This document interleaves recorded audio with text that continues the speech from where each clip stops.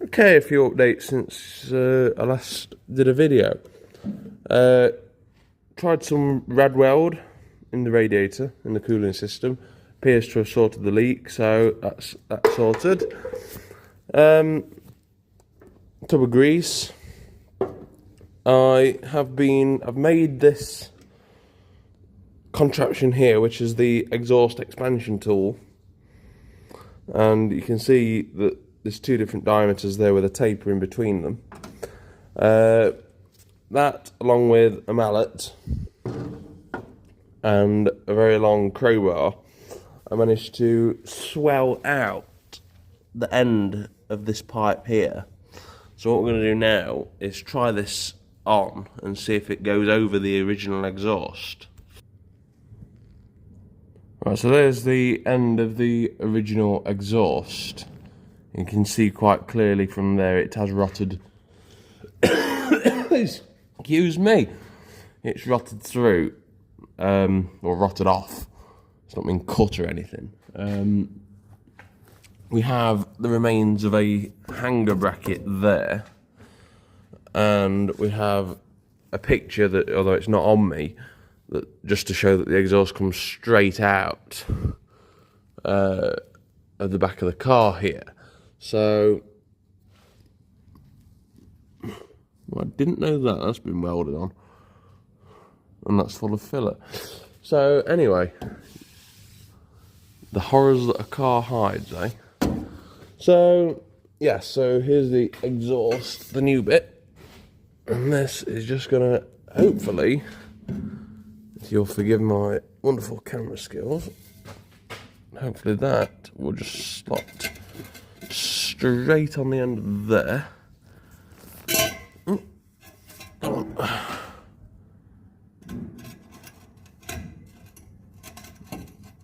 If you just bear with me. So the reason why it wouldn't go on was because the old end was burred up. So I cut that off, obviously. Slid the exhaust on, put a clamp around it. That's on there pretty solid. At this end, I found a bracket that just happened to be the right size. That goes onto the original bracket that hangs off the chassis. And then finally, I cut the end off, roughly level where the bumper's going to go. I don't actually know where the bumper's going to go, but it doesn't matter if it's, I'm not bothered, I'm happy with it. So yeah, that's it. I just want to see if this exhaust gives us that lovely Austin burble that you so commonly get on these old cars.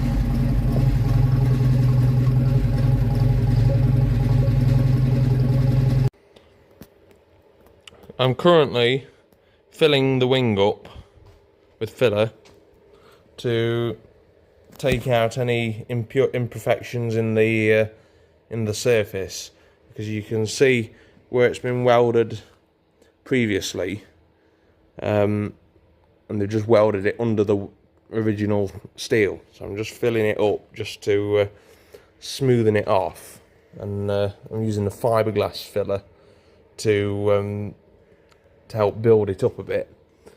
So that's that one, and then this wing over here has already been painted, as well as the front apron panel down there. That wing's been filled as well, and requires sanding. So that's the progress so far.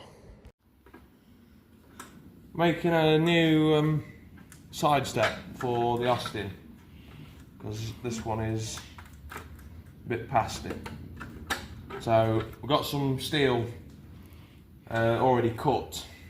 We're going to change the design slightly. So from the top it'll still look exactly the same, but from the bottom, instead of this curving down here, I'm going to make it straight, just because it's easier to make it like that.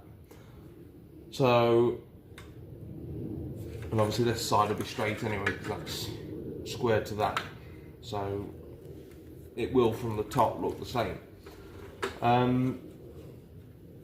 The first thing I've done is I've measured the angle, and I'm making it out at 11 degrees. This one is difficult to measure, so I measured the other side, which is in a bit better condition. It's hard to tell if these have been repaired before, because there's a distinctive join there, but it's at the same place on both of them, so I don't know if they've been repaired before or not, really. So onto the new sheet. I'm gonna mark out my angle at 11 degrees on the end of here, like that. Like that. And then I'm gonna draw a straight line all the way down, like that. So that's me angle. I'm going to use a tape measure to measure the lip on here, which I make that 35. So I'm going to draw a line now at 35. So I'm going to mark that on there, and mark it here somewhere. So this is going to be me flap. So having marked 35, I can draw a straight line through both of them marks, and now I've got a 35mm mark. I need to do the same on the other side. I'm just going to move this out of the way. Move that out of the way. Mark 35 quickly.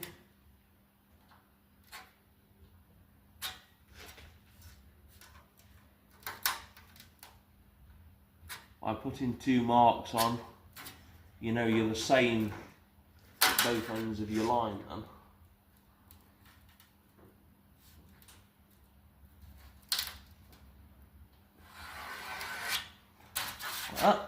So that's my 35. I'm also going to draw another line. I'll measure the other side for this. I'm just going to draw another line at 35, which will then be the end flap. So that's going to go on there, exactly the same as before.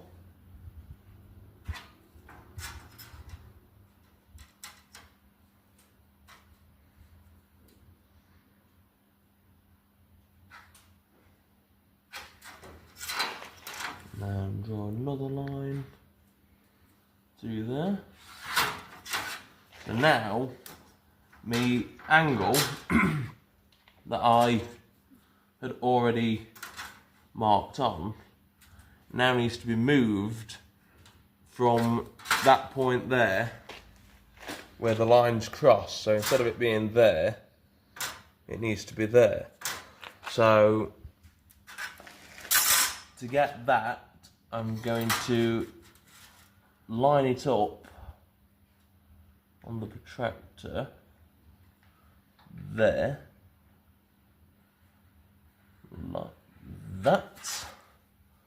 That's my 35. I'm going to draw that line through like that. Exactly the same as before. So now I've got two 35s. Two 11-degree angles. One of them is now irrelevant, and I've just realised I'm doing this the wrong way around. I'm doing this. Well, actually, no, I'm not. Forget that. So it don't matter. You've just got to remember that they both need to be opposite hand.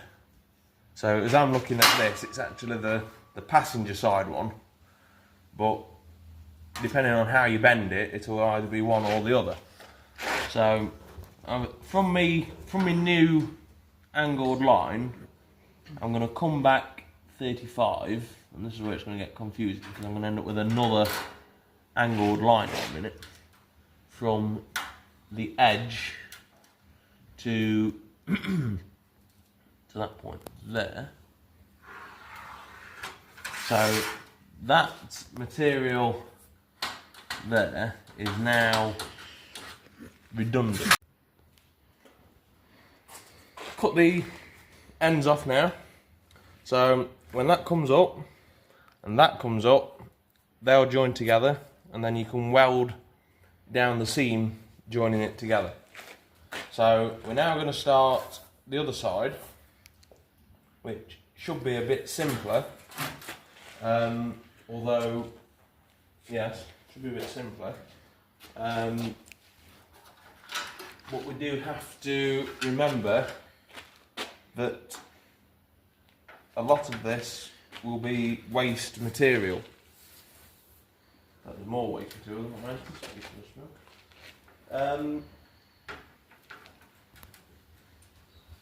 So yeah, right. So we now need to know how long this is. No, we don't. We know how long it is. So we need to know how long that is, and I then need to mark. So it's 50mm. Oops. And I then need to mark 50mm back from my 35 that I've already put on somewhere. There. So 50 and 35. 80. So thank you, Carol. So we've got the 80 on there.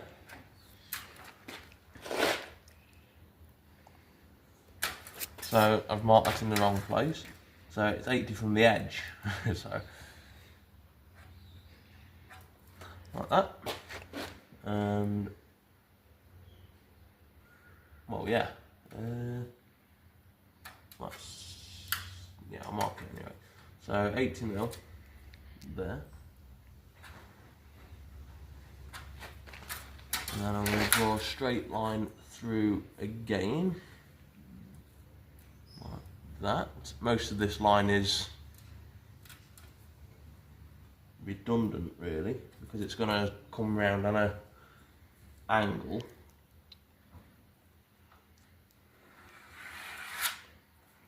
Like that. So that's me width of the back part of the step there. So we have got a slight angle on the other end, if you'd like to stop that please. So even though this is on a slight angle, we're calling it's square. We think it's just age and wear and tear that's buckled it slightly. So you don't know, could have had a knock at some point or whatever, you just don't know. So it is 70 odd years old after all. So another 35 in from the end will give us the end flap. So I'm going to mark that now.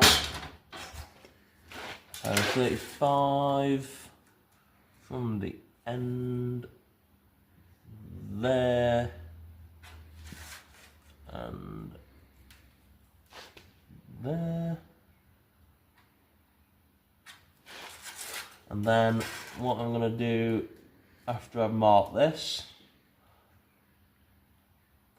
I'm going to cut that corner out, because again, when that comes up and that comes up, you'll end up with two pieces together that you can have a slight weld down to join them.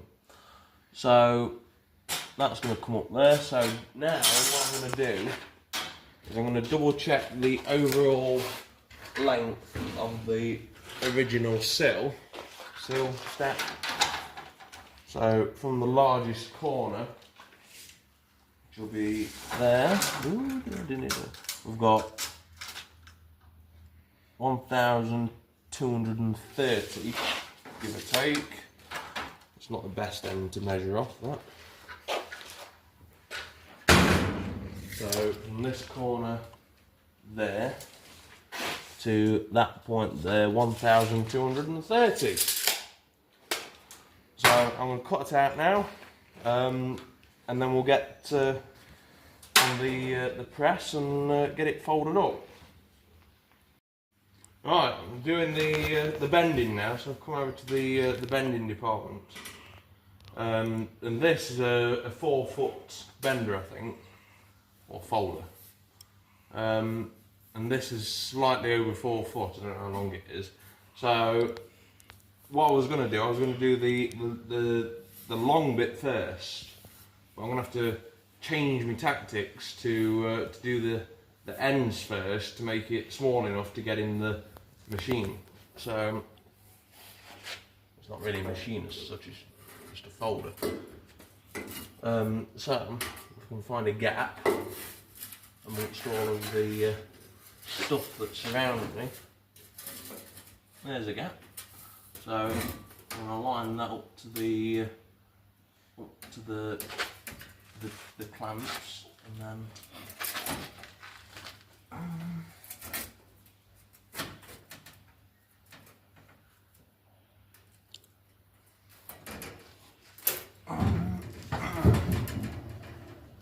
clamped. That's where I find that. Oh, and we'll get round.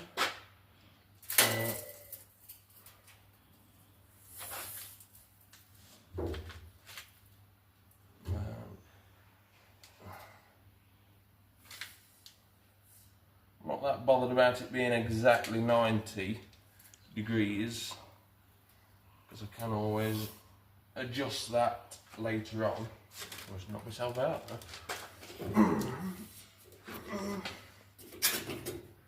And then this bit, so on this here, I need to find a gap. So I'm going to remove that jaw quickly.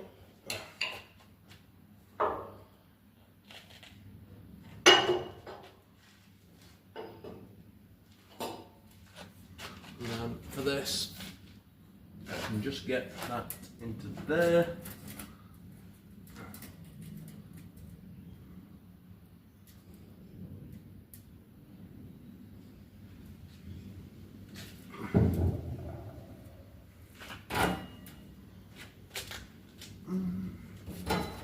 Same again. Oh, well, that's not worked, has it? It's bending that other bit anyway.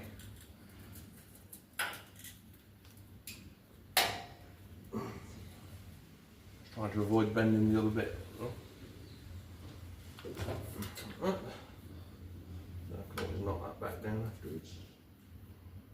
It's no major problem.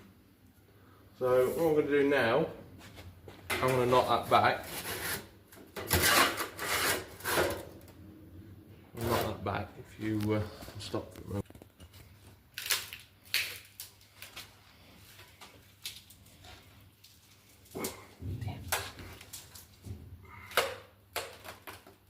I need to cut that off.